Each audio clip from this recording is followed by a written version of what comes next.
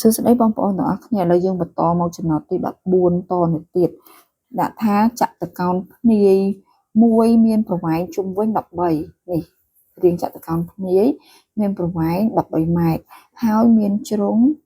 2.34 ម៉ែត្រមានន័យថាមួយជ្រុងនេះមានប្រវែង2.34 ម៉ែត្រអានេះគេឲ្យឈ្មោះថាបាតតូចណាកូនហើយមួយជ្រុងទៀត3ម៉ែត្រអាហ្នឹងកម្ពស់ហើយនឹងមួយជ្រុងទៀត4.5 ម៉ែត្រអានឹងបាតធំ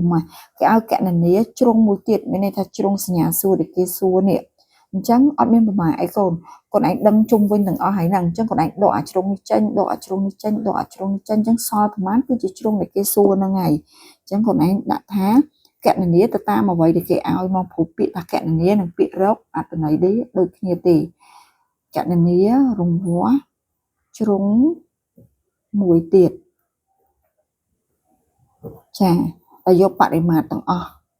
ប្រហែលជុំវិញទាំងអស់ហ្នឹងដកមួយជ្រុងចេញមកចាដកមួយជ្រុងចេញមកឃើញជ្រុងគេសួរ 0.5 ម៉ែត្រតោះដកម្ដងតិច13ដក 2.34 កុំបន្ថែម0មក19 10ដក5 6 9ដក3ចេញសល់6ចាហើយចុចទម្លាក់មក13ដក2ចេញសល់11ហើយកូនដកតកតុយណាដក3ម៉ែត្រចេញមកនេះកូនបន្ថែម0មកពេញខ្ទង់មក6 11ដក3ចឹងអ្នកគ្រូដកសរុបហ្មងណាសំ8ហើយបន្ទាប់នោះទៀតកូនទៅដក4ចុចទៀតថែម0ទៀត6 6ដក5សល់1តម្លាក់ចុច8ដក4ចេញសល់ប៉ុន្មានកូន4 8ដក4